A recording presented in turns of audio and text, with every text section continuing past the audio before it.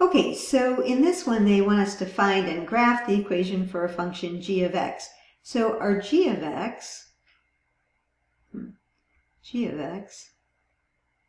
is going to equal, so what they want us to do is graph this function, find the equation for g of x that reflects, here's the parent function about the x-axis. So if the parent function is 1/4 to the x, and you want it to reflect about the x-axis, we're just going to put a negative sign in front of it there. Okay, now that means our parent function, f of x, is equal to 1/4 x.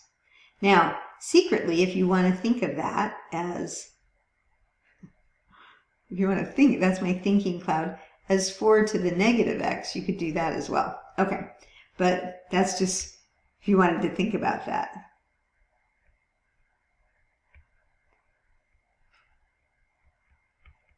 Because it's less than 1, I'm going to choose, well, -2 is going to be too big, but I probably should just choose -1, 1, and 0 and 1, but I'll put the -2 in, why not?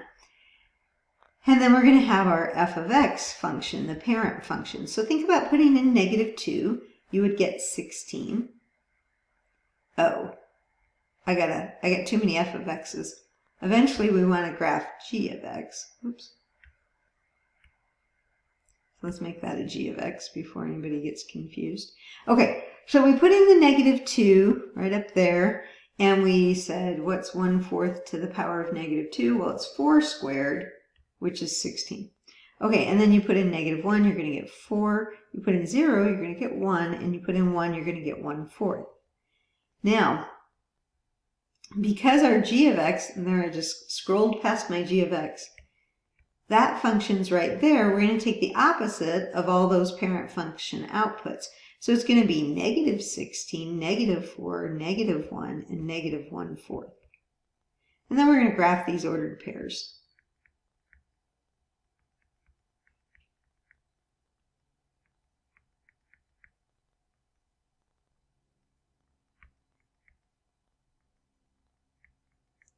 Okay, now if I want to graph the parent function, that's not a bad idea all the time.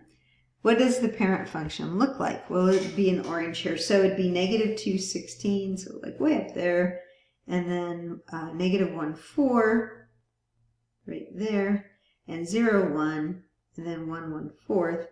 So it's this function looking like this.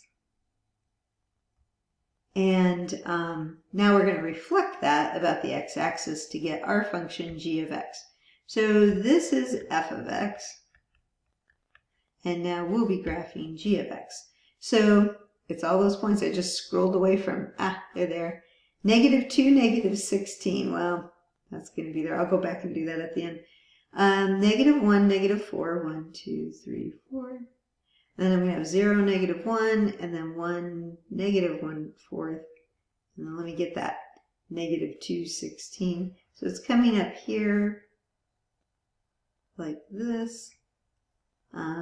Maybe I can make it a little smaller so you can see it all in one shot. But there it is. It's reflected about the x-axis, and that would be g of x. Now, what about the domain and range? Domain is going to be all real numbers. The range, though, does change because it's going to be from -infinity up to 0, but the asymptote is still going to be the y-axis, or the x-axis, y equals 0.